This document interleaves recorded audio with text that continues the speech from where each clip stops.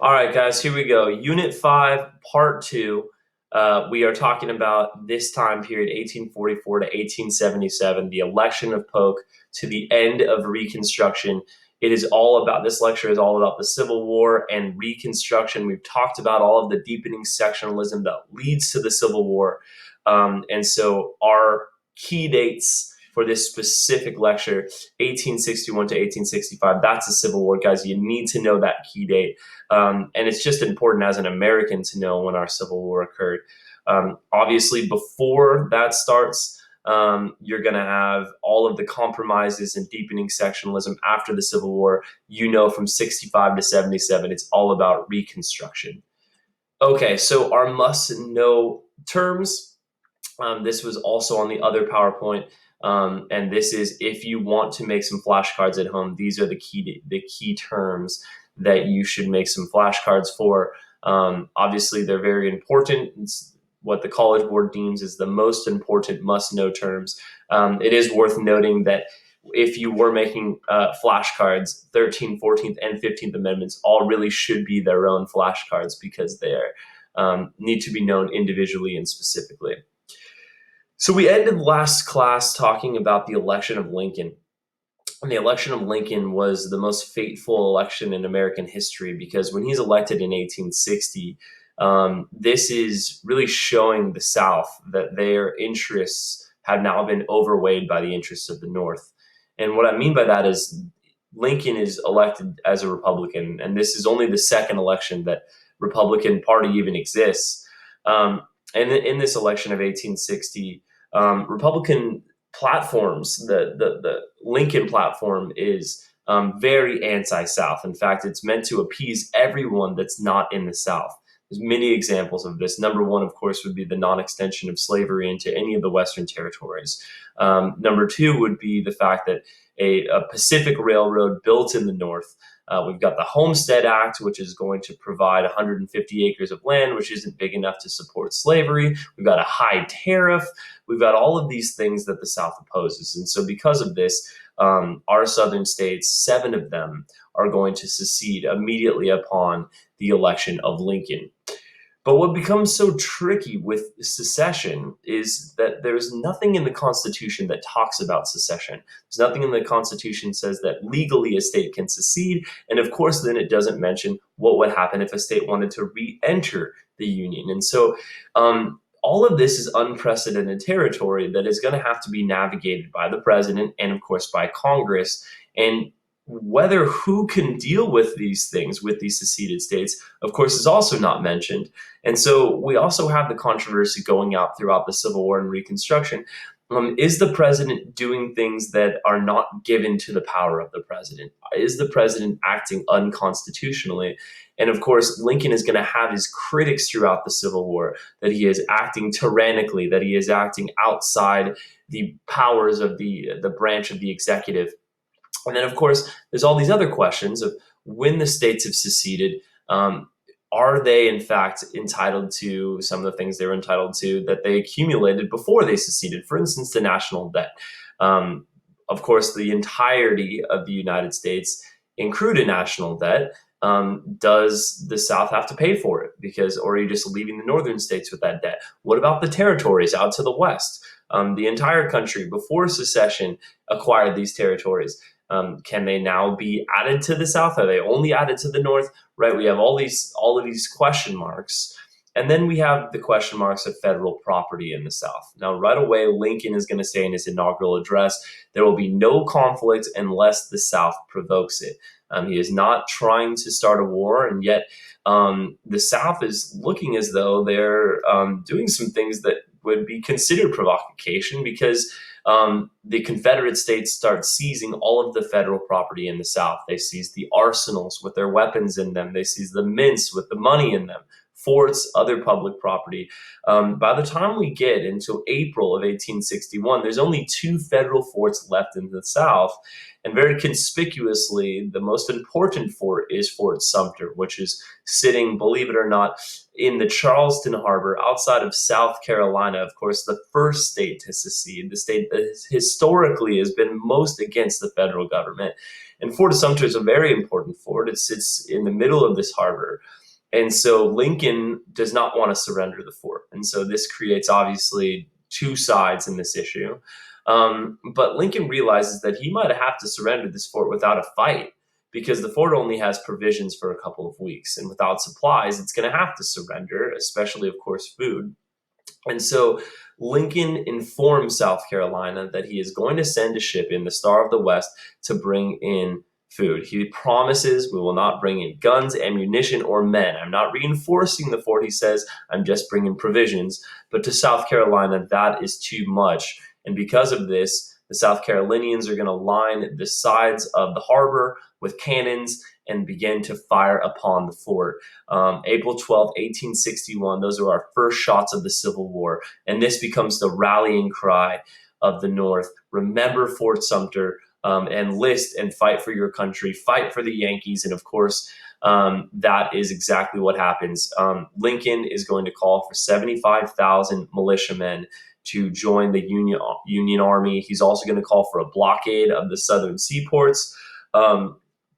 First of all, the militiamen, 75,000, he actually turned people away in the beginning of the war because of how many people volunteered. This is probably Lincoln's biggest mistake in the entire war, not taking in all of these volunteers initially, because the belief still is early on in the Civil War that this is going to be a quick conflict. For one, the capitals, Richmond in Virginia, and DC in Maryland, are so close to each other, they're only 100 miles apart. That, once you conquer the capital, the war could be over immediately. But, of course, things are complicated because once Lincoln calls for these 75,000 militiamen, clearly there is going to be some sort of violent conflict, and 4 more states are going to secede. Virginia, Arkansas, Tennessee, and North Carolina, all of which having heavy debates. They're conflicted about secession. Virginia, for instance, is so conflicted, especially regionally. The West does not want to secede. The East does want to secede. The East is going to have more of your first families of Virginia, your planters. And because of this, West Virginia actually secedes from Virginia. It actually tears itself away and stays in the Union. Tennessee, our last state to secede. But here we are, early on in the conflict. Lincoln has called these 75,000 militiamen. He's called for a blockade. And it is worth noting that he actually technically wasn't allowed to do that because Congress was not in session. Lincoln has violated the Constitution by doing this. And it is important to note that this is one of the things that Lincoln is going to be criticized for. He is going to be criticized for his heavy-handedness in this war. He's going to be criticized for his violations of the Constitution. And this is one of many examples. Lincoln deems it completely necessary, but of course the Constitution doesn't allow it. Okay, so we have our border states. So we have 4 border states, and then we have West Virginia. So really we have 5 border states. We have Maryland, we have Delaware, we have Kentucky, and we have Missouri. And these are absolutely critical states for the Union. They are slave states. But they have not seceded, and not only are they providing lots of population to the North, the Union, they're also crucial because they are taking away white population and manufacturing from the Confederacy. If these border states had seceded, that would have added in 53% of the entire Confederacy's white population, meaning there are obviously lots of population down in the Confederacy, but lots of them are slaves, and slaves aren't necessarily helping the war effort. In fact, it's very divided on whether slaves actually help the war effort, especially after the Emancipation Proclamation, because so many southern states had to keep home guards within their own communities to protect against slave rebellions. And so this white population added to the Confederacy from the border states would have been huge, right? Also, the fact that West Virginia, Kentucky especially, had lots of manufacturing. The South desperately needed that added to their economy, and they desperately needed those manufactured goods. The South was constantly hurting for supplies. They were not provisioned enough in this conflict. I think Lincoln says it best when he says in this war, he says, I hope to have God on my side, but I have to have Kentucky.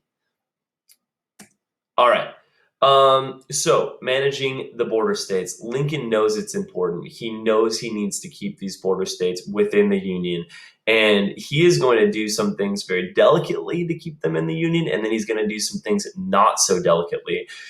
Maryland is huge because Maryland, of course, has Washington, D.C. And Maryland, honestly, it was very divided. It was very close to secession, and Lincoln just won't allow it to occur. He is right off the bat going to declare martial law in Maryland. There's lots of anti-war demonstrators and some people in Maryland, some citizens of Maryland, that are just quite simply trying to obstruct the Union war effort. Once the war breaks out, we have Marylanders blowing up bridges, destroying railroad tracks, trying to inhibit Union soldiers from moving in to protect the Capitol. And Lincoln is going to declare martial law. And what that means is he has suspended all of the civil liberties of Marylanders, and he can throw you in jail without a trial if you are obstructing the war effort. And this, of course, again, is violations of civil liberties, but Lincoln doesn't care. He's got to win the war. He's going to station federal troops in West Virginia and Missouri to keep the peace. And throughout the war, he is going to allow supervised voting, especially in the federal presidential election of 1864, where Lincoln runs for president again, so of course, for re-election. He's going to have federal troops outside of the ballot boxes, and you would actually have to walk in between these federal troops to go in and vote for president. And of course, you had a colored envelope that denoted your political party. And so they knew exactly who you were voting for. So, of course, voter intimidation, part of Lincoln's tactics. And then the more delicate way in which to manage the border states was Lincoln, in the first 2 years of the war, 61 and 62, is going to say that this is a war to save the Union, not a war to end slavery. It is debated whether Lincoln wanted immediately to come in and get rid of slavery. We know that he started off as a free soiler. He opposed the extension of slavery, but more or less by 62, Lincoln had made up his mind and waited to issue the Emancipation Proclamation until after a victory for the Union, which came late in 62 with Antietam. And then he is going to issue the official Emancipation Proclamation on January 1st, 1863. So our first 2 years of the war, Lincoln's just saying, no, this isn't a war to end slavery. This is a war to save the Union. And he does that to buy himself time to make sure that he can cement those border states into the Union. All right, the South has some distinct advantages. Of course, they're fighting defensively. Most of the war is taking place in the South, where the Southerners know their own terrain, they know their own soil. Also, they have the more talented officers. Robert E. Lee finished second at West Point. He is a military genius. In fact, he was Lincoln's first choice to lead the Union Army before Virginia seceded. Thomas Stonewall Jackson, he is a hero from the Battle of First Bull Run. He is Robert E. Lee's right-hand man throughout the war until he is killed by friendly fire in Chancellorsville. 1 second, my dog is scratching at the door. Come here, Crash.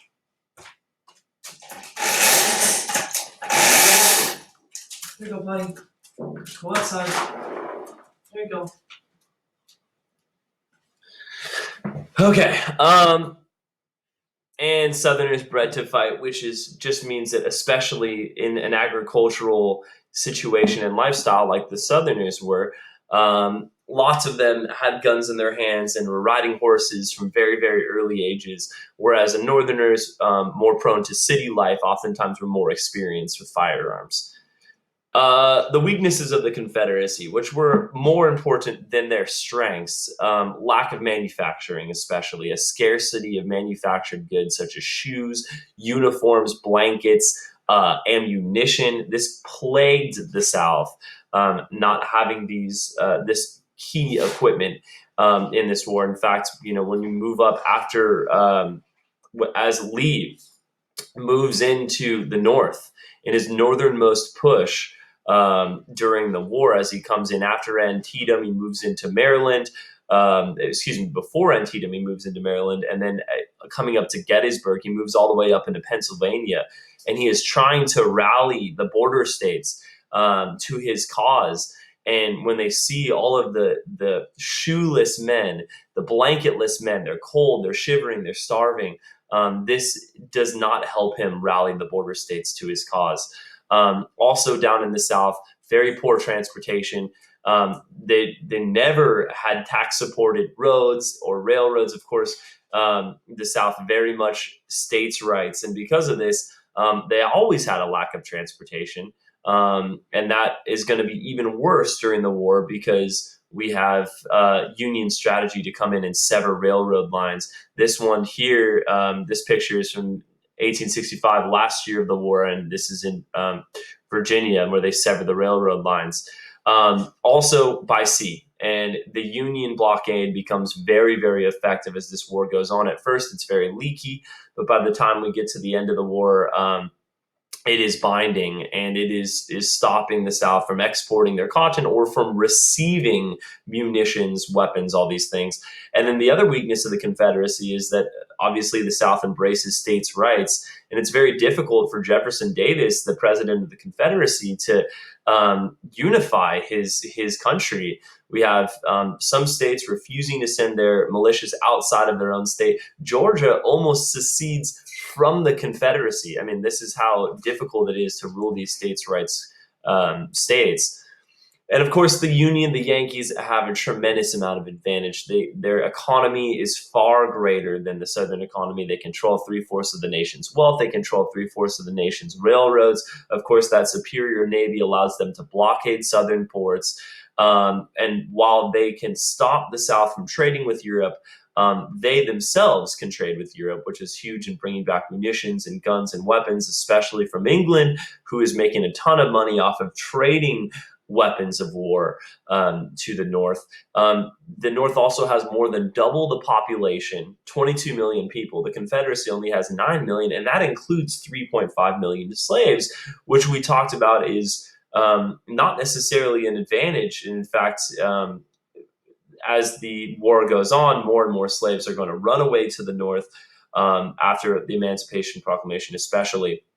The other thing that needs to be mentioned is that the North is going to utilize all of its population far more effectively. For one, this is a period of high immigration. Anytime before and during the Civil War, 1840s through the 60s, we have our old immigrants, especially Irish and Germans. The Irish and Germans are coming to the North. They are coming in because that is where the available jobs are and where the available land is. And so we have 800,000 immigrants come into the North during the Civil War. And in fact, the Union's going to utilize these immigrants very effectively. They're going to use serving in the war effort as a way to achieve quicker citizenship.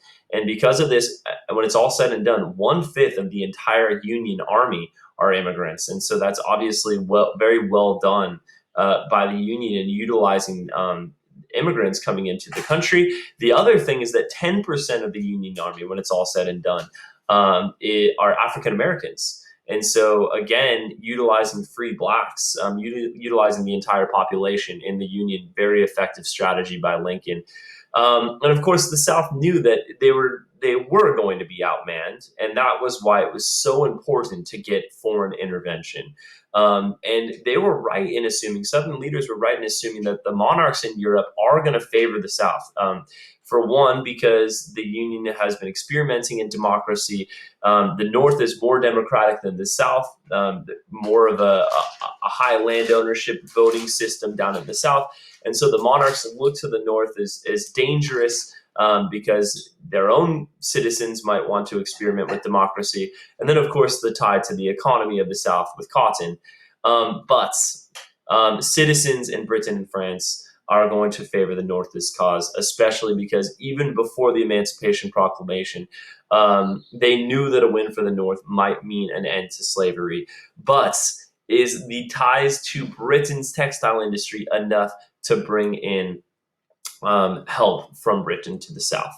The answer, of course, is no. And why not? For one, Britain acquired a heavy surplus of American cotton in the years preceding the Civil War. Also, once the Union armies made their way down to the South, they started confiscating cotton and then shipping it to Britain, giving them some cotton as the war was going on. Egypt and India, both of those two countries, both actually indirectly controlled by Britain at this stage, are going to see that the British textile mills are needing cotton. They're going to devote more of their crop acreage to the production of cotton. And the English economy booms during the war because they can sell munitions and weapons to the North during this time, which is going to keep many of their unemployed former textile workers now employed.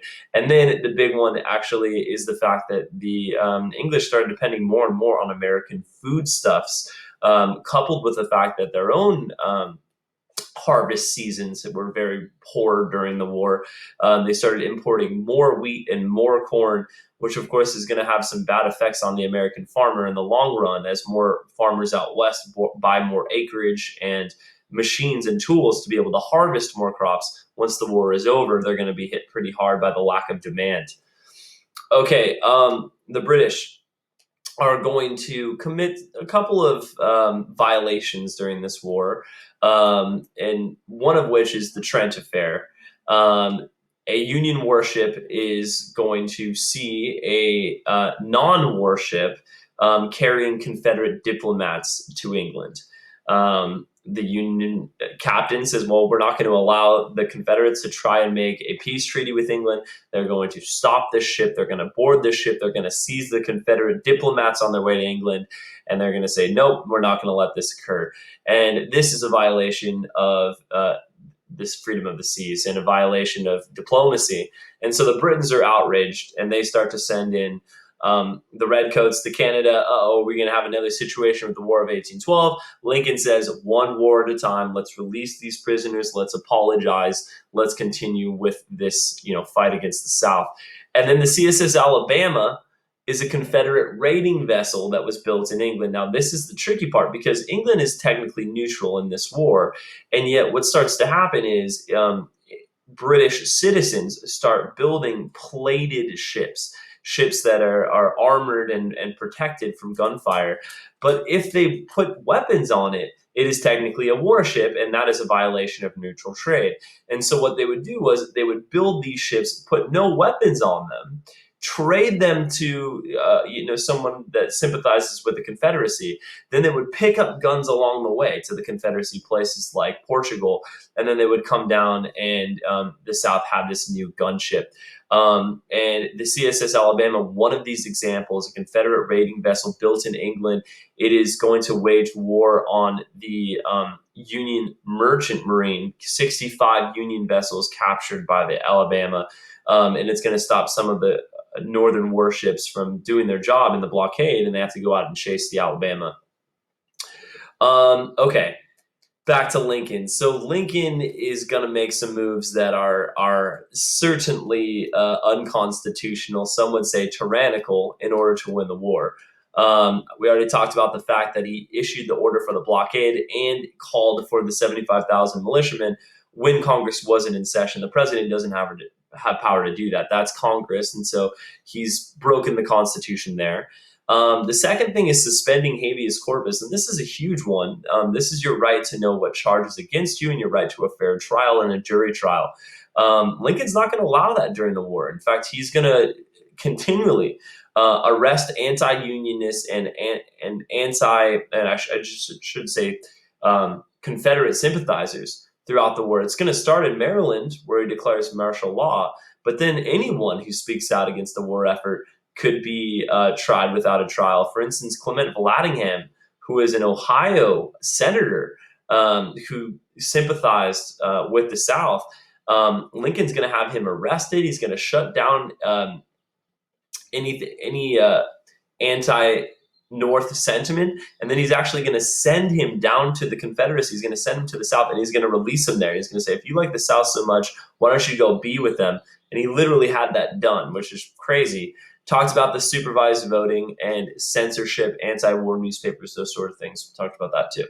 Okay, There's a lot of firsts with the Union during the Civil War. It's our first draft. We also see our first income tax, and a new banking system, our first kind of organized banking system since the national bank. So lots of changes under Lincoln during this time period. 1863, the Union needs soldiers, and so we are going to see Congress passing the first federal conscription law. We, as APUSHers, have the ability to evaluate drafts. We've seen several drafts. We've seen a draft in World War One. We saw a draft in World War Two. We saw a draft in the Civil War. We saw a draft in the Vietnam War. This is probably our most unfair draft of all of our drafts that we've seen in the American wars, because it's so unfair to the poor. You could hire a replacement. You literally just pay someone to go in and serve for you, or you could just flat out purchase an exception if you were drafted if you had $300. The poor, of course, don't have $300. $300 is a considerable amount of money. And so the poor are going to be the people that are largely serving and drafted in the Union Army. And especially in the cities of the North that are highly immigrant, we're going to have some frustrations, especially from the Irish. We're going to see lots of riots, especially in New York City, from the Irish, who not only are poor and can't afford to pay the exception, also because they're constantly competing with blacks for jobs, are going to be frustrated because they're going to look at this as a black man's war, and they're going to say, why are we fighting and dying for people that we're competing with in society?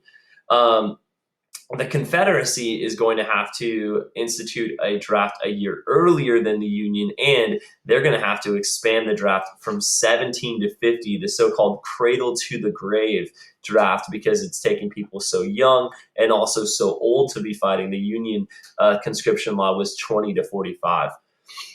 Okay, talked about this already. Our first income tax in U.S. history is going to be brought in by the Lincoln administration to make money, desperately needed money for the Union.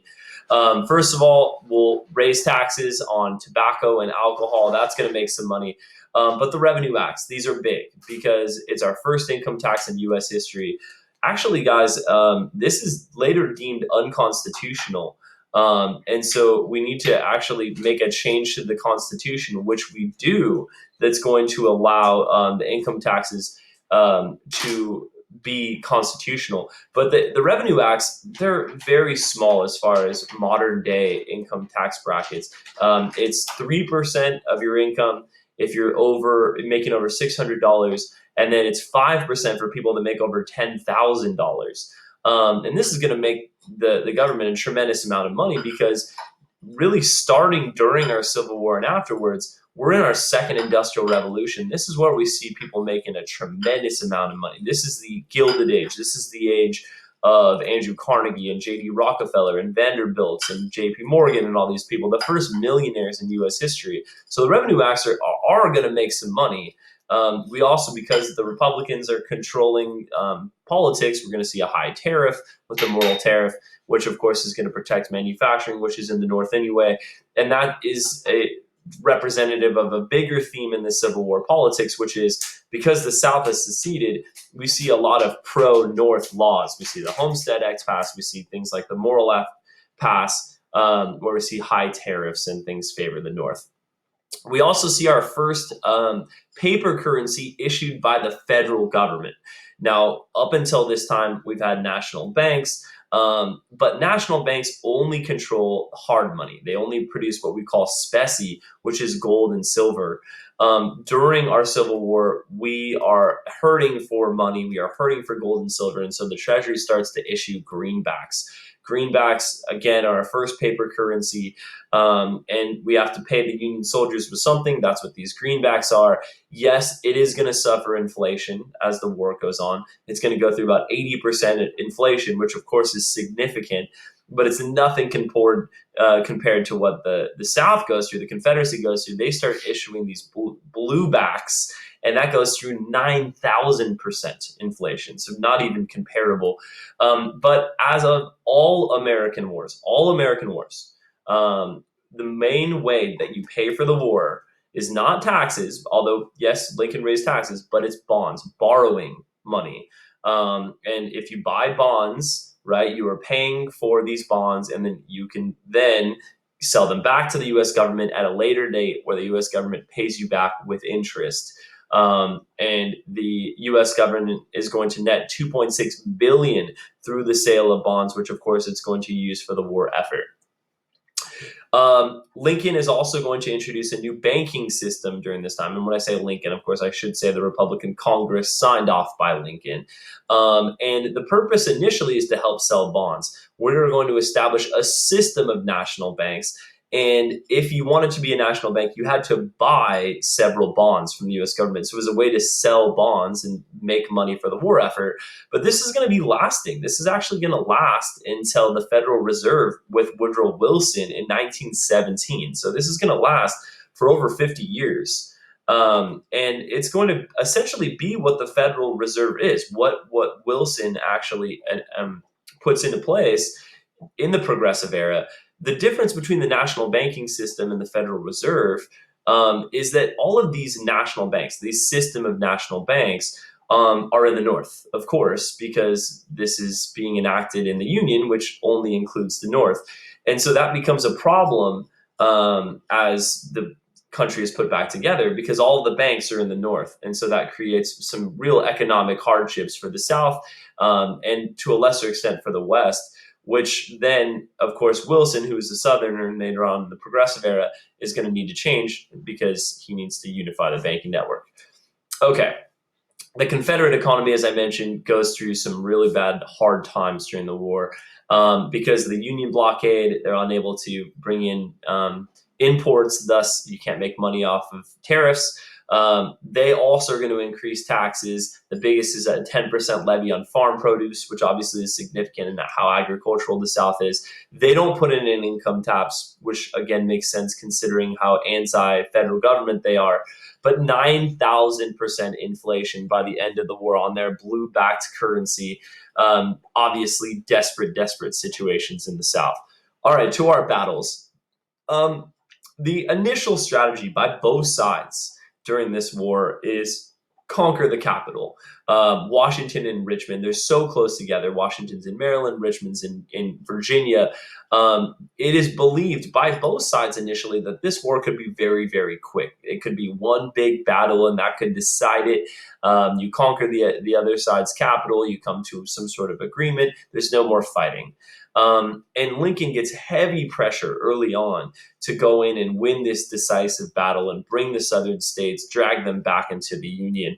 And really, the North isn't ready for combat yet. It needs more training than the South does, as the North is largely unexperienced in fighting. But Lincoln's getting so much pressure from Congress that finally he decides to act. We see an initial battle, the Battle of Bull Run. And Stonewall Jackson's troops, this is where Thomas Jackson gets his name Stonewall Jackson, because he's up above, standing like a stone wall, refusing to retreat. And the Confederates are going to win this one and this battle. And Lincoln is going to, first of all, lose faith in his commanders that he has there. And he's going to, that's another plot twist in this war, is he's constantly looking for someone that he trusts to lead the Union Army. But what this does is it shows both sides that this is not going to be a quick war, and it has paradoxical consequences in the sense that while the Union loses this battle, we're going to see enlistment is going to increase. We're in this for the long haul. This is not going to be a short conflict. Where on the other side, the South, enlistment is going to decrease. We're going to even see more deserters during this time because the South believe they've already won it here with this. And onto this stage brings in the 34-year-old brilliant West Point graduate, George McClellan. George McClellan becomes really important for obviously his role as a Union commander, and also later as the adversary to Lincoln in the presidential election of 1864, where he runs against Lincoln.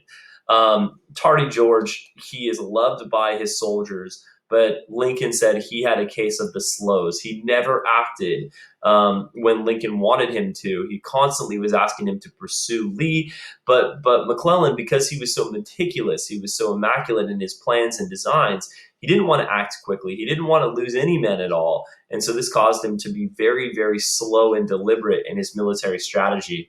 And yet Lincoln is going to order McClellan to engage Lee and to march on Richmond. And so McClellan is going to discipline and train and train and train his army until finally Lincoln says, I'm going to borrow your army unless you march now. And so finally he does march, and he comes down the Potomac, and he is going to sail into the Chesapeake Bay and then swing around and try to engage Richmond this way. And initially, he is going to meet lots of success, and he's going to push through and on his way to Richmond. But then, when Stonewall Jackson starts marching on Washington, Lincoln's going to divert some of McClellan's troops to go in and chase Jackson, and this is going to frustrate McClellan deeply. He's feeling like he's being removed of his possibilities for defeating Lee. This starts a really bad relationship between Lincoln and McClellan. And then on the way to Virginia, Lee is going to counterattack. He's going to counterattack and drive McClellan's forces back to the seas. The Union is forced to abandon this strategy of going in and attacking Richmond this early in the war. It is conceived as they're too well reinforced around Richmond. And so the result is that the Union is going to change their strategy. We now have a much more complex strategy than just going in and conquering Richmond. McClellan is removed from command because he refuses to go out and engage Lee and follow Lee. And then Lincoln starts drafting the Emancipation Proclamation. Yes, we are early in the war, but even now, Lincoln is already considering using this weapon of abolishing slaves in the Confederacy.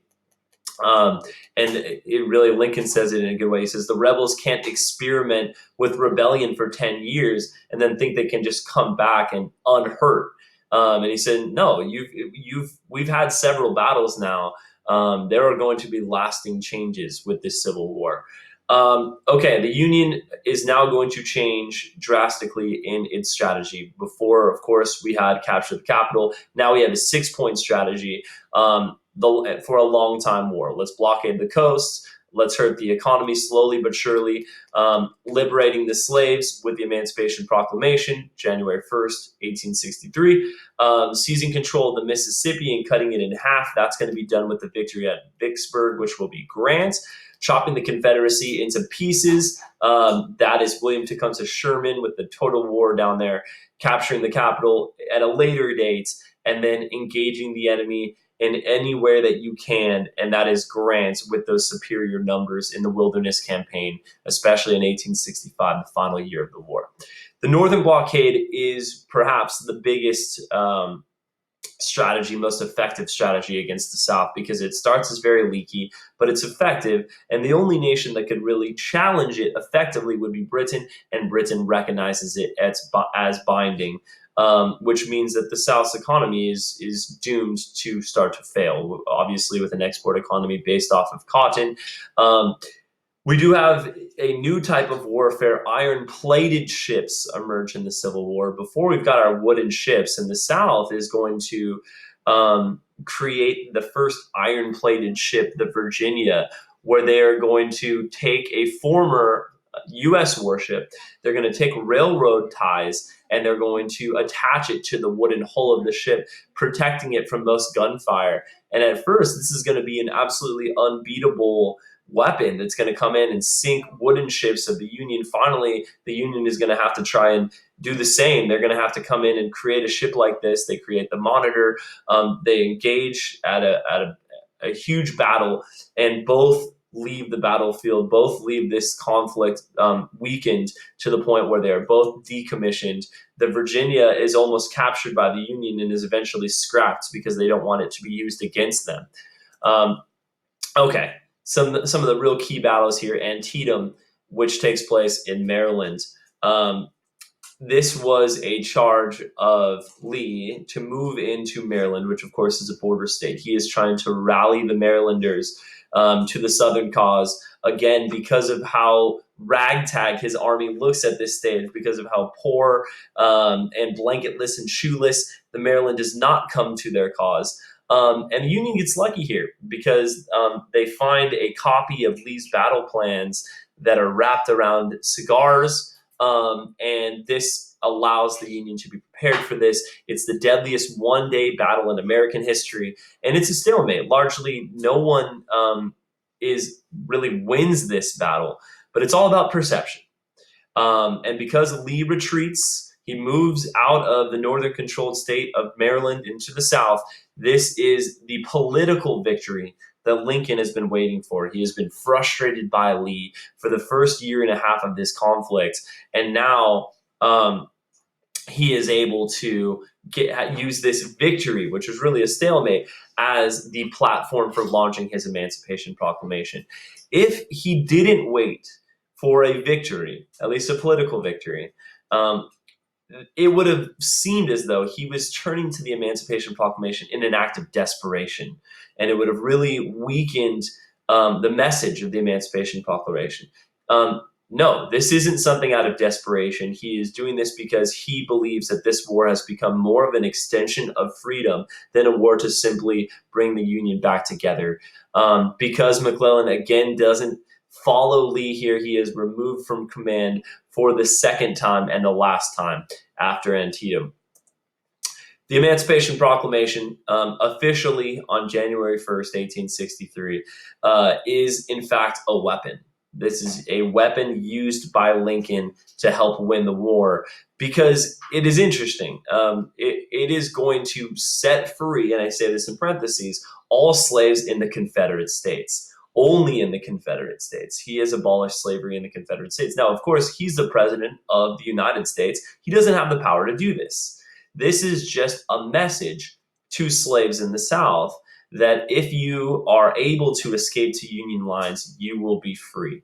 And so after this Emancipation Proclamation, about 1/7 of all the slaves in the South do in fact run to Union camps, which of course is a major victory for the North, considering some of these slaves, 1/10 of the Union Army, becomes African American. And of course, you're losing the slaves in the South to build munitions and to build fortifications, which largely they were being used for. But of course, we have 4 slave states currently in the Union. Those are the border states. Those are unaffected. And this is obviously a contradiction when you're talking about extending democratic ideals, but Lincoln knows he's got to manage those border states. And so the Emancipation Proclamation is only about freeing these slaves from the Confederacy. It is absolutely used as a weapon, but nonetheless, this is a huge radical step. And it brings a moral cause to the war that is going to cause more people than others to start to look at this war as an extension of democratic ideals. After the Emancipation Proclamation, the Union starts enlisting blacks in the Army. 180,000 serve for the Union. Again, that's 10% of the whole Union Army. The Confederacy is resistant to arm blacks at all. They only start enlisting slaves only a month before the war ends. Most of them are just used to build fortifications. And of course, again, they have to have home guards to protect against insurrections. The Battle of Gettysburg, another key battle in this war. It ends in July of 1863, and this is the northernmost point of Lee's armies. Lee is going to make it all the way into a free state of Pennsylvania, and this is the bloodiest battle in North American history. There are lots of people fall on either side. And Lee is, attempting here to really rally the anti-war political movement that is starting in the North. The war is it is conflicted in its popularity. And as the war drags on, more and more people in the North get frustrated that we are continuing to fight. And so Lee believes that a victory here on free soil would do a lot to starting some peace talks between the two sides. He orders an attack on a Union position. This is his big loss in this war, his big mistake that he makes, because he takes heavy casualties. His Confederate charge is unsuccessful. And at this point, with this loss, all talk of foreign intervention is gone. In fact, the South knows it, and they even actually send a Confederate peace mission to come in and talk to Lincoln. He's going to turn them back. We are not going to meet with any peace missions. This is going to go till the end. And then we have Grant, the hero of the West. Grant is actually, he served without distinction in the Mexican-American War. He was now serving in his dad's leather shop when this war broke out. He often was met with criticism, even as he became the Union general, promoted by Lincoln because of his drinking, constantly drinking too much. In fact, these reports would come back to Lincoln, and Lincoln said, "So what? I can't spare this man. This guy fights." I mean, compare him to McClellan. This guy constantly is engaging in the war. And he actually was then reportedly to say that, oh, he's drinking too much. We'll find out what brand so I can send it to my other generals on the front lines. Obviously, Lincoln, classic lines from him. Okay, Battle of Vicksburg. This is the big battle in the West, and this is cutting off the food supply for many of the southern states, because the ranchers of Texas and Louisiana are providing lots of the meat for the South. And what this battle does at Vicksburg is it cuts off the lifeline of these food sources to the South. And by winning this, Lincoln is going to promote Grant to the highest position, the Union general, the first one actually since George Washington, the commander-in-chief. And now these two victories, Gettysburg and Vicksburg, are happening just one day apart. And this is going to quiet the Northern peace critics. And again, all intervention on behalf of the South is now lost. Now we get into the end of the war, and we start seeing really the Northern generals moving freely throughout the South. And the best example of this is William Tecumseh Sherman. He is going to wage total war, and he was absolutely hated in the South for this, because he is going to allow his soldiers to pillage and destroy different cities and towns along the way. They're going to live off the land. They're going to come in, confiscate food to feed the army. And he is going to make his way right into South Carolina, which he calls the hellhole of the secession. This weakens the Southern morale as this war continues. And then just as important of all this is the politics of this war. Lincoln, as I mentioned, has had plenty of critics as this war goes on, and he's going to get critics from his own party. He, of course, is part of the Republican Party. The radical Republicans don't think that he is going far enough in emancipation, for one. Radical Republicans after the war are going to be the leaders in Reconstruction and making the South pay and trying to change their way of life. And they're saying the Emancipation Proclamation isn't enough. You need to go further. Other radical Republicans will criticize Lincoln because he is being too totalitarian, being too tyrannical in his decisions, suspending habeas corpus, those sort of things. But also we have our Democratic Party. Now, our Democratic Party was heavily split by the Civil War, obviously, because lots of our Democrats were in the South. But we still have a Democratic Party, and obviously partisan politics would denote some of those Democrats to oppose Lincoln. But some of the Democrats supported the war, and those are our war Democrats, and largely they did support Lincoln. But there were also our peace Democrats and our Copperheads. Our peace Democrats opposed Lincoln because they opposed the war, and our Copperheads were probably Southern sympathizers. Our Copperheads openly obstructed the war. They hated the draft. They hated Lincoln. And so Lincoln is perhaps not going to win the election of 1864. And in fact, when campaigning starts, when McClellan starts campaigning, it's really in doubt whether the North is going to win this war. McClellan is going to campaign as though the war is a failure. And this is before news reaches from Vicksburg. This is before news of Gettysburg reaches. And so it looks like it's going to be a close presidential election in 1864.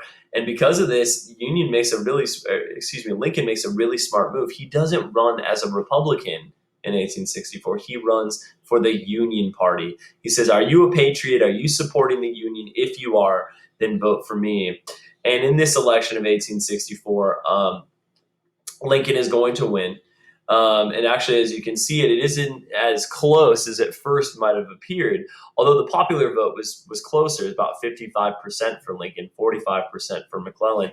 And Lincoln's going to win this, and he's going to win this by some tricky maneuvers. For one, the bayonet vote, which means that he is going to allow soldiers to come back from the front lines if they vote for him.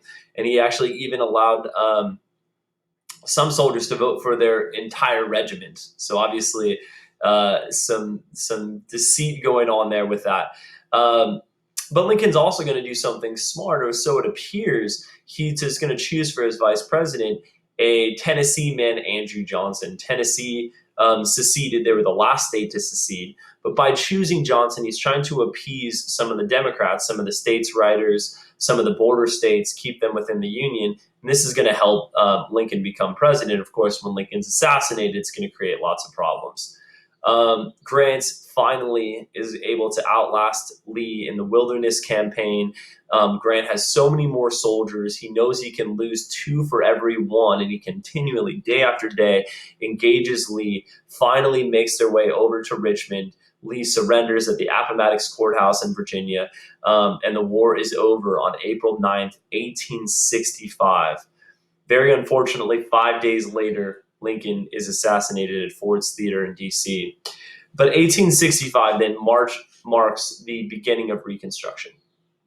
And Reconstruction, again, of course, is that period after the Civil War where we've got all these questions we need to address socially, politically, economically, and all of the questions of Reconstruction really can come down to these 4 questions. 1, slavery is undoubtedly going to be eliminated, and it is, of course, in this same year, 1865, with the 13th Amendment. But then what do we do with these slaves? 90% of these slaves are illiterate. They own no property. They have no work skills save working in plantations. How can they be assimilated into society? They can't just be left on their own. They have no wealth. They have no means of making money. How is the federal government going to play into this in helping blacks assimilate into society? What about the South? How are they rebuilt? Do you allow them to control their own politics? Is this something that is organized by the North? How can they be brought back into the Union? We know that there was nothing in the Constitution that said that they could even leave the Union. So, of course, there's nothing on readmitting them back into the Union. And who gets to make the decisions? Is it the president? Is it Congress? The Constitution is quiet on this. And so there really isn't a way in which to decide this. And looking at the economic situation down in the South needs help. Entire cities are destroyed. This is Richmond in 1865. 9,000% inflation. Obviously, that's going to wreak havoc on the banks. Agriculture, there's no seeds for cotton to be found. And with slave labor gone, that's 4 million slaves freed. Not only are you losing your workforce, you're also Southern planters that looked at their slaves as property lost $2 billion in property. And so obviously we have lots of rebuilding to do in Reconstruction. And during this initial part of Reconstruction, we see lots of blacks flee the South.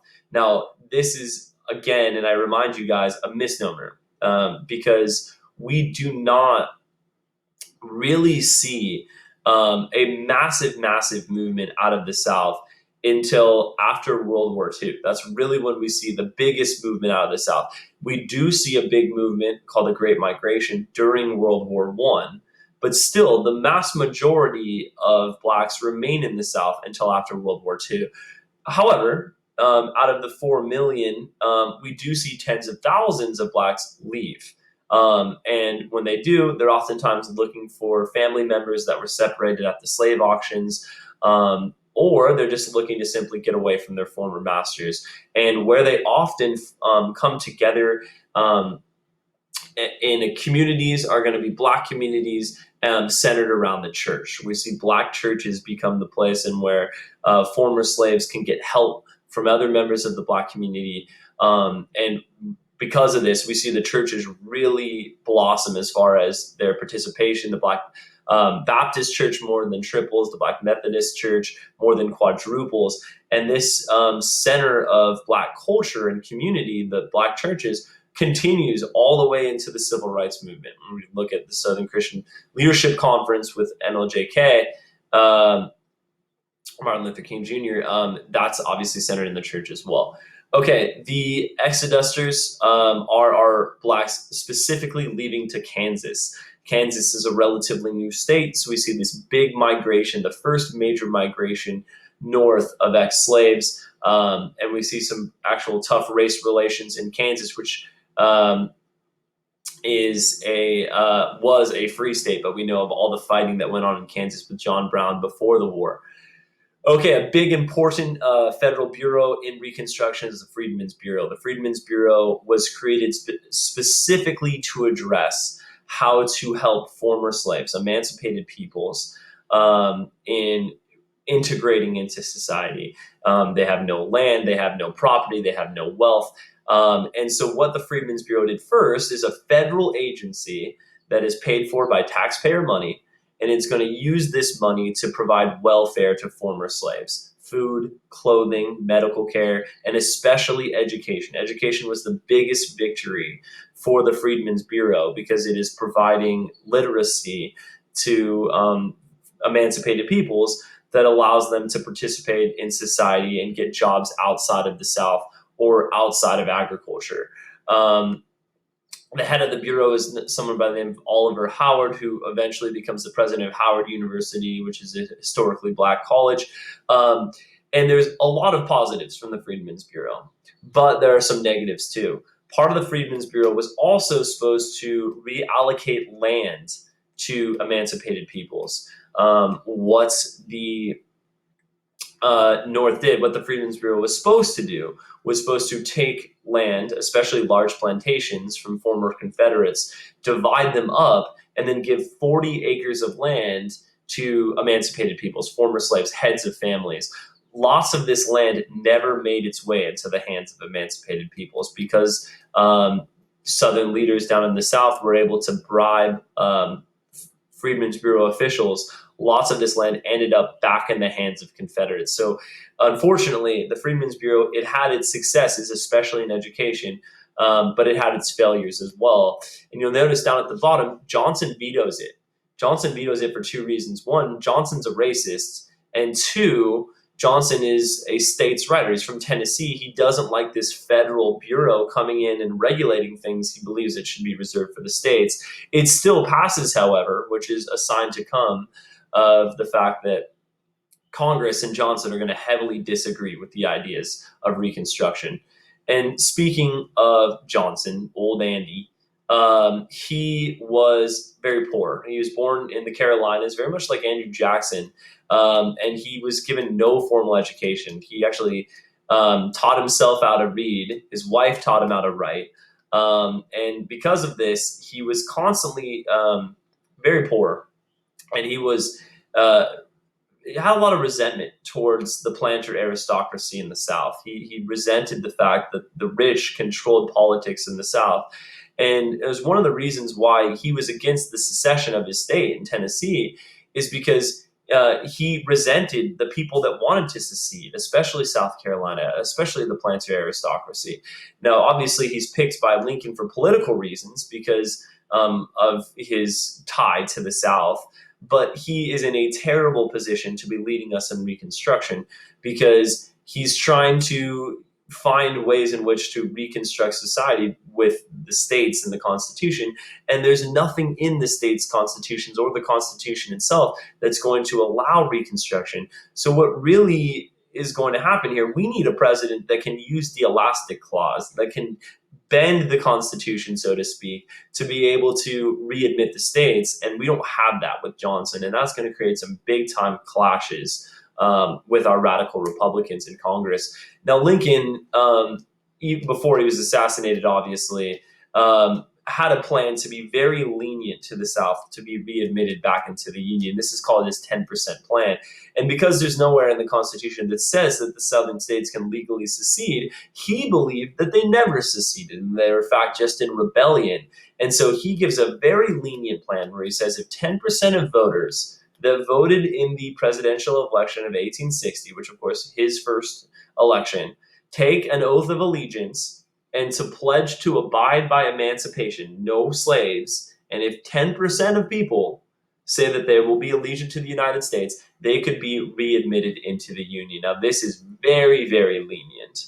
But because Lincoln had so much gravitas, because he had so much loyalty in the sense that he was the president that won the Civil War, this may have gone down. I mean, can Congress stand up to this man?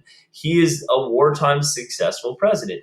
Perhaps this would have been our Reconstruction plan had Lincoln not been assassinated. But of course, he is assassinated, and this is going to create some issues. Even before he's assassinated, we see the Wade Davis bill, 1864. Our first state, Louisiana, is trying to be reconstructed, and Congress says, President Lincoln, you're being too lenient, and they are going to react by trying to pass their own bill, the Wade Davis bill. They believe, of course, that the southern states had left the Union, and they can only be readmitted as conquered provinces.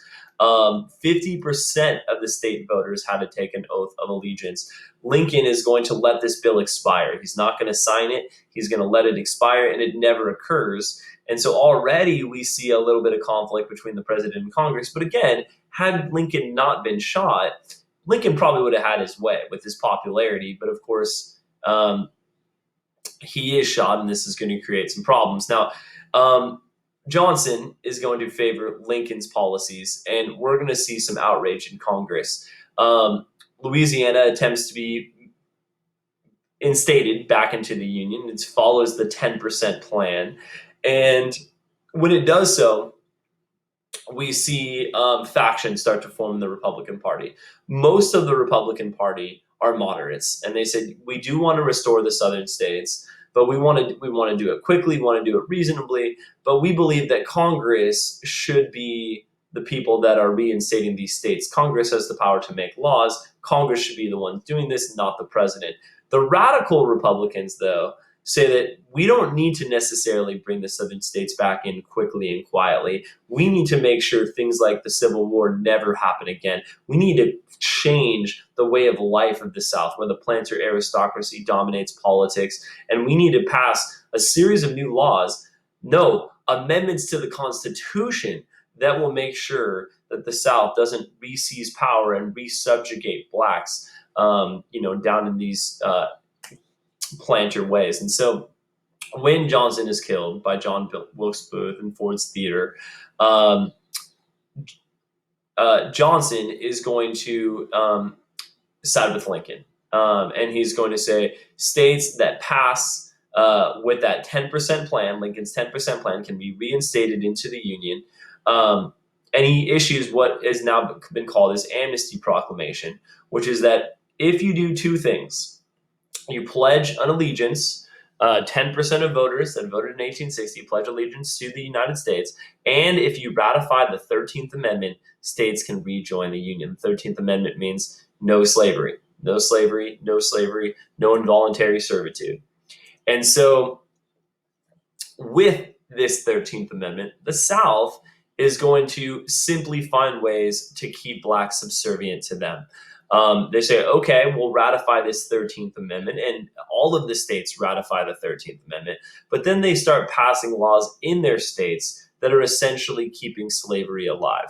For one, they strip all civil rights from blacks. They can't serve in a jury, they're not allowed to vote, and they're going to convince them, or sometimes force them, to sign sharecropping deals, where essentially they continue to work on the same plantations they worked before. They just get a small portion of crops that they could then use for themselves, consume, or sell. But the majority of crops are still being worked by black laborers, and they're still going to the southern plantation owners. Slavery, in all intents and purposes, still exists with some small changes. And not only that, but in part of these sharecropping deals, some of these workers could forfeit wages for a number of reasons, including idleness, where they would actually take away the modest gains that these workers actually attained. And so really what we're looking at is in fact slavery. And so the North has good questions to ask.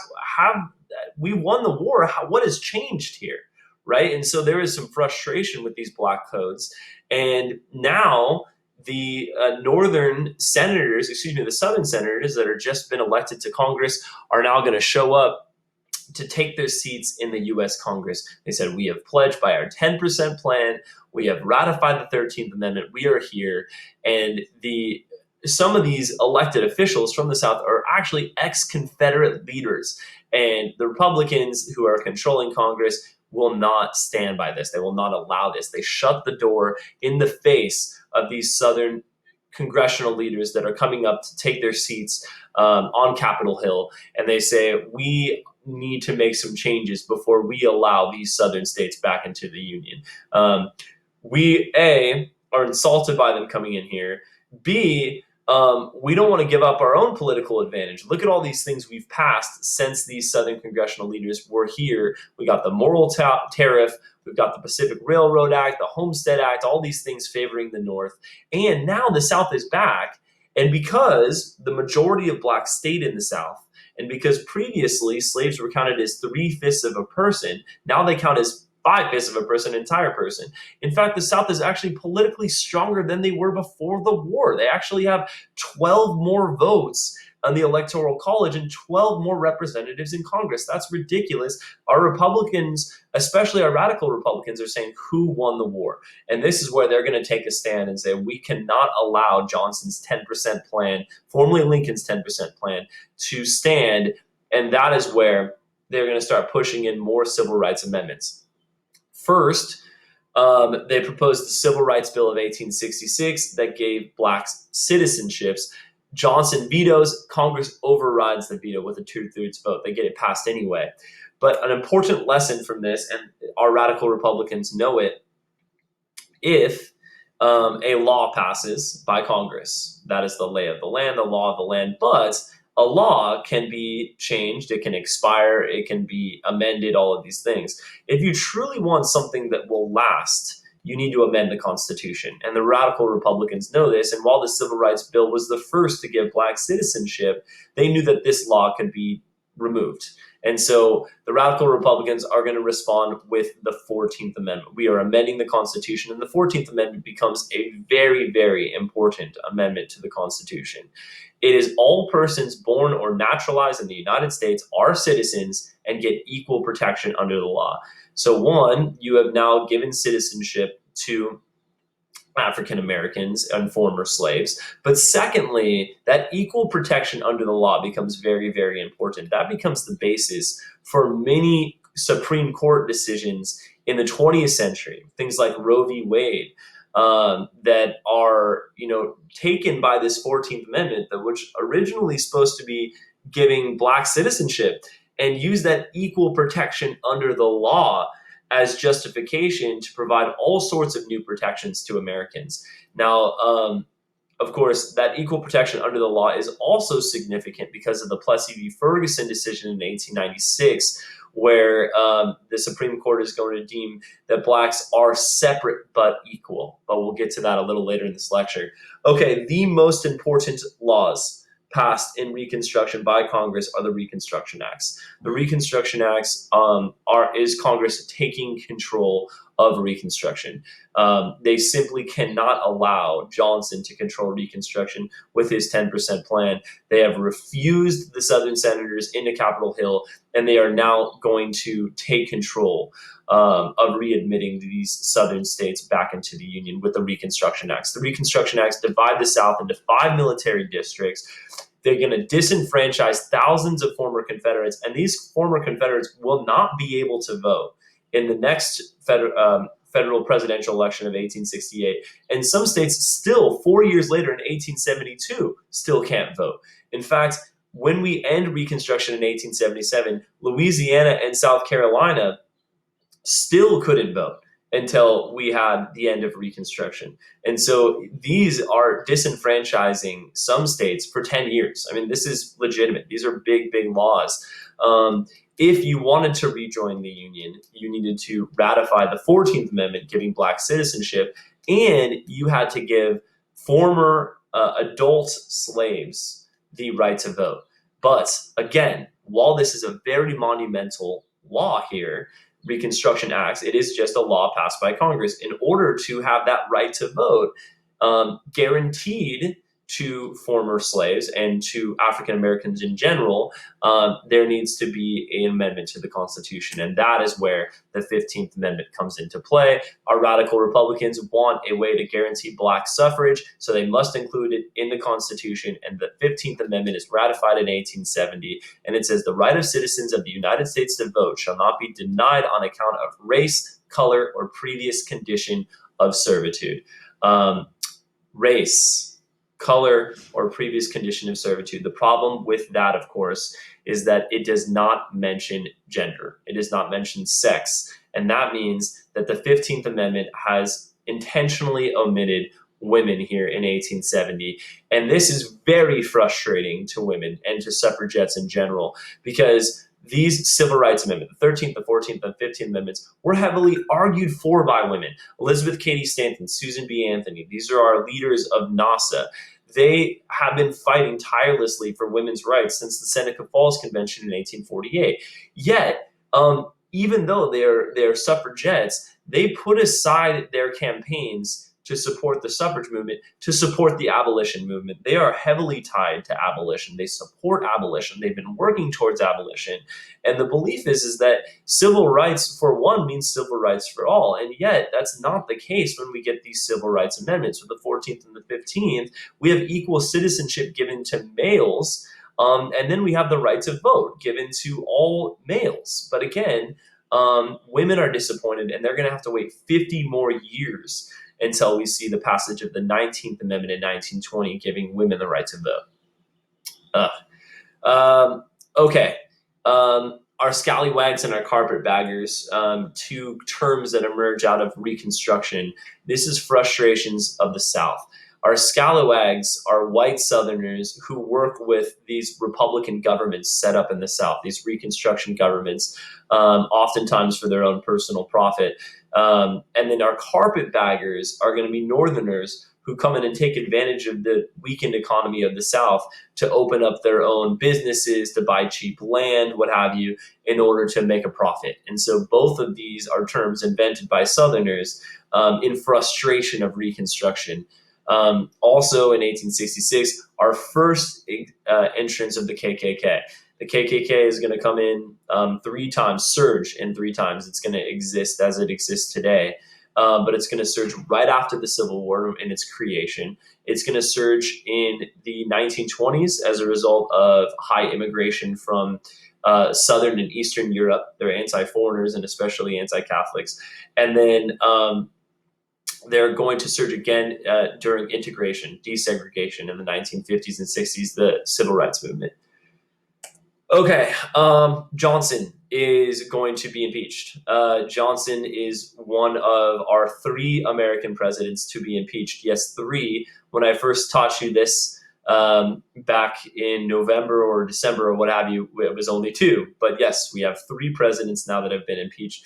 And when we talk about impeachment, impeachment does not mean removal from office. Impeachment is a process, and impeachment is a process that goes both from the House of Representatives and the Senate.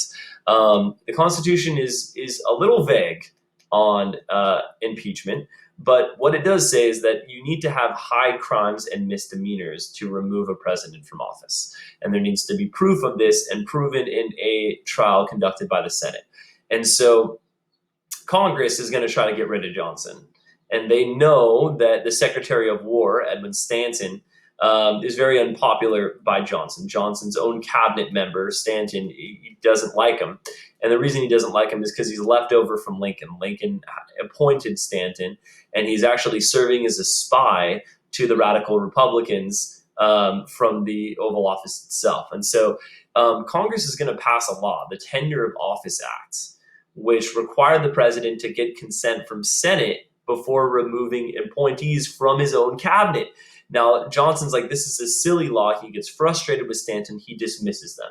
So technically now the president has broken the law because he violated this new law, the Tenure of Office Act. Okay, is that a high crime and misdemeanor? Well, the House of Representatives, who are heavily Republican, who heavily resent Johnson, say absolutely it is. They vote 126 to 47 to impeach Johnson. Johnson is now impeached, but impeachment, again, is a process. and you can only have a removal from office if the Senate conducts an investigation and they have a 2/3 vote to remove Johnson from office. They are one vote away from removing Johnson, one vote away from getting that 2/3 vote. Johnson stays in office until our next election, 1868, where he is, of course, not reelected. And we have Grant become president. Okay, the one positive from Johnson's presidency is the purchase of Alaska. William Seward, the Secretary of State, is going to purchase Alaska from Russia. At the time, it was heavily criticized. Seward's folly, Seward's icebox are my favorite, Seward's polar bear garden. But joke was on the critics because Alaska proves to be heavily oil and gas and lumber rich, which brings lots of wealth to the United States. Grantism, Grant. Grant, of course, is the most popular Northern hero of the war, but he is not a great politician in many ways. I'm so sorry. My cat has somehow gotten outside. Give me 1 second. Pepper, come back in. Come back in. You're not supposed to be out there. Come on. Come on. Get in. How did you get outside, little kitty? What are you doing? Excuse me. Oh boy. Okay. So Grant, he is going to be elected on wartime popularity, right? His campaign, "Let us have peace." The waving the bloody shirt means using wartime memories of patriotism to inspire voters to vote for you, and that's exactly what happens with Grant. And he's running against Horatio Seymour, who actually does really surprisingly well in this election. And he is going to represent the Democrats. The Democrats agree on one thing: let's end military reconstruction, I should say. And the thing that's dividing Democrats, and this becomes a big theme in this time period, guys, is currency. What do you do about currency? Many Democrats want more paper currency because they want inflation. We get into this confusing conflation controversy. And essentially what's going on here is much of the West and the South is poor, especially the West, who has borrowed all this money. They've borrowed money for land and machines, etc., and they want to be able to produce all these crops because we have this high demand for crops during the Civil War. Civil War has ended, and so now the demand for crops has lowered, and so now the people in the West are in debt. The thought process and one of the big calls for Western Democrats is, let's promote what becomes called the Ohio idea, which is the government should redeem the bonds that people bought, that was essentially giving the government money during the war. When the government buys those back, they should buy it back with paper currency. And by putting out paper currency, we're going to have all of this paper currency in circulation. That's going to promote inflation. And with inflation, our people in the West can pay things back with depreciated money. And so that, of course, would be a good thing for people in debt. Seymour is going to shoot down this idea. He is not going to embrace this. And perhaps that cost him the presidency because this was very close. Now, if you look at the Electoral College, it's not close. It's 214 to 80. But more whites voted for Seymour. I mean, it was actually much, much closer in the popular vote. It was only the 500,000 former slaves that voted for Grant that made the difference. And had Texas been able to vote, and had our Virginia been able to vote, had Mississippi been able to vote, Seymour probably would have won the election. The South isn't going to vote for Grant. And because of this shows the Republican Party, we really have two options if we want to stay in power. One is keep those southern states disenfranchised, which they do. They continue to not let them vote. Or we need to start catering to the white southern voters. And this idea of politics coming before finishing Reconstruction is an unfortunate side effect of the Republican Party wanting to stay in power. And we see that really is going to end Reconstruction with Hayes, who's a Republican, allowed to become president if in return Reconstruction is ended. Um, okay, Grant's presidency is all about scandals. There's lots of scandals during his presidency. We have these two millionaire partners that are going to corner the gold market. They're going to buy all of the stock in gold. Um, Grant's brother is in on it. He's bribed $25,000 to not allow Grant to sell gold because there's this scarcity of gold. The prices of gold go way, way up. People invest, invest, invest.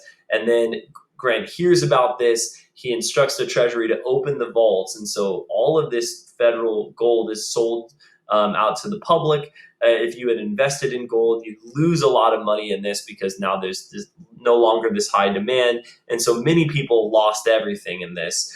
And it's come known that Grant's brother was involved in some bribery. And this is one of the many scandals in the Grant administration. And here's more: the Credit Mobilier scandal, which is where the Union Pacific Railroad, which is our new federally funded transcontinental railroad, is given to the Credit Mobilier Construction Company. You're going to be laying the tracks for this railroad. They're going to take federal money. They're going to hire themselves at inflated rates. That's called graft. That's illegal. And many people could have exposed this, including several congressmen and the U.S. vice president, but they accepted bribes and kept it quiet. So obviously that's a big scandal. The whiskey ring scandal is pocketing money that should have been gone to the federal government, going to tax officials. Lots of scandals under the Grant administration. And then we have a panic in 1873. Again, because of overexpansion of railroads and mines and factories and all these things, people borrowing money to lay railroad tracks, and then the railroad tracks, because so much railroad has been laid, the railroad doesn't make enough money. They can't pay back the bank collapses, and we see our federal banking system still needs some help. And again, guys, we don't have federal insurance on banks until we get to FDR and the New Deal. So we're going to have these banking problems for another 60 years where banks are failing. The hardest hit out of this panic is the Freedmen's Saving and Trust. $7 million in former slaves' money lost. That is an absolute travesty. So lots of problems. And then this whole currency situation becomes a bigger and bigger issue. And when we get into Gilded Age discussions, we're going to talk about this currency issue more. Very simply, the West wants inflation, and they want it in two ways. They want paper currency, greenbacks they're called, or they want silver. They don't want gold being the only thing that can be counted as real legitimate currency, because it's going to mean that paper currency is worth more, and that of course means they can't pay off their debts. Grant is going to favor with the gold. Grant is going to favor with the rich. He is going to veto a bill to print more money, which would have allowed inflation. And he's actually going to sign the Resumption Act of 1875, which means we're actually going to withdraw greenbacks, allow greenbacks to come into the federal banks, keep them there, not let them out in circulation, which is going to increase the value of currency, but it's going to hurt people in debt. And it's going to make the value of gold, the value of paper currency, meet the value of gold.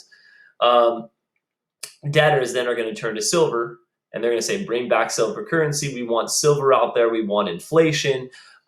Grant refuses. He's going to continue contraction. He's going to continue accumulating gold, reducing greenbacks. This is going to worsen the depression, but it's going to stabilize paper currency. And so this, really draws the line in the sand.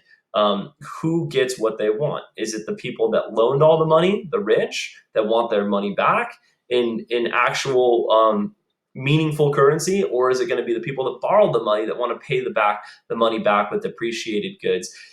Down here at the bottom, Greenback Labor Party forms in 1878. That is the start and the basis of our populists. Our populists are going to start with this whole currency issue. And then finally, the election of 1876. We have two candidates, Rutherford B. Hayes, who is a governor of Ohio. He's a dark horse candidate. He's unknown. What's important about him is he hails from Ohio, and Ohio is often a swing state. Or you have the Democratic leader, Samuel J. Tilden. He is famous for prosecuting Boss Tweed, the Tammany Hall political machine over in New York. And so we have these two men running against each other. And it is one of the weirdest elections in American history because Tilden, the Democratic candidate now, is one electoral college vote away from getting a majority.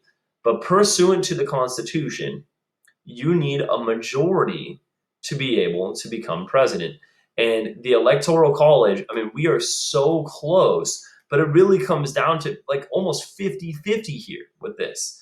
And so we also have 20 votes in 4 states where there is voter fraud, where there is some obvious voter fraud going on. Should these votes be counted? Should they not? That becomes the question. Who is the next president? Our very democracy is at stake here by the people voting. Is their votes counted? Are they not? Right? The 12th Amendment does have something that talks about if something like this happened, that if there were a discrepancy on the voting, that the votes should be open in the presence of the House and the Senate. But it doesn't specify who determines which votes count and which votes don't. And so, okay, the House and the Senate, well, the problem is the president of the Senate is a Republican and the Speaker of the House is a Democrat. And so we have two sides represented in the counting of these votes. What do we do about this? Congress has to pass a special law called the Electoral Count Act, where we're going to set up a commission of 15 people from the Senate, the House, and the Supreme Court to determine what should be counted and what shouldn't. You need to have an odd number of people because you need to have a majority vote. But the problem with that is if you have an odd amount of people, they're going to have at least one more member of one political party over the other. And of course, that's exactly what happens. There are 8 Republicans on this commission. There are 7 Democrats. And because of this, the Republicans get the White House. Hayes, despite getting less electoral college votes upon first counting, becomes the next president of the United States. This comes known as the stolen election of 1876. Democrats rightfully are furious. And so Republicans, in order to appease them, withdraw troops from Louisiana and South Carolina, the last 2 unreconstructed states. And so what we see here is politics put ahead of Reconstruction. While South Carolina and Louisiana still weren't adhering to respecting blacks the way that they were supposed to, the Republican Party trades the rights of blacks for the White House. And that is what ends Reconstruction in 1877. Shameful politics here with this. And of course, without the Republican Reconstruction governments instituted in the South falls into a Jim Crow South. Our Jim Crow laws are codes that keeps blacks segregated from whites and therefore unequal with whites. We also see ploys like literacy tests, voter registration laws, poll taxes, disenfranchising blacks so that they cannot vote and really, truly not vote. I mean, when it comes down to it, in the Deep South, we are talking about only 1% of blacks, or perhaps less than 1% of blacks, have ever voted. And when we get into the 1950s, I mean, that's what we're talking about here with Jim Crow. And then Plessy v. Ferguson in 1896, the separate but equal. The 14th Amendment says that all citizens born or naturalized in the United States are subject to equal treatment under the law. The Supreme Court is going to back Jim Crow by saying that just because they are separate does not mean that they are unequal. This creates the separate but equal doctrine, and this reinforces federal assurance that segregation is legal. And so we see inferior schools, segregation in all public places, and this is going to allow the Redeemer governments of the South to seize control again. All right, very long lecture, guys. We got through this very pivotal part in U.S. history. Here is our prompt for our partner DBQ. In what ways did African Americans shape the course and consequences of the Civil War between 1861 and 1870? You have 5 documents. There they are. Good luck, guys. This is due Friday at 11 p.m. Hopefully you guys can get it done a little bit earlier, so you don't have to work on a Friday. Nobody likes to work on a Friday. Bye, guys. Hope you guys are well. I will talk to you guys very soon, and I will see you guys on Monday.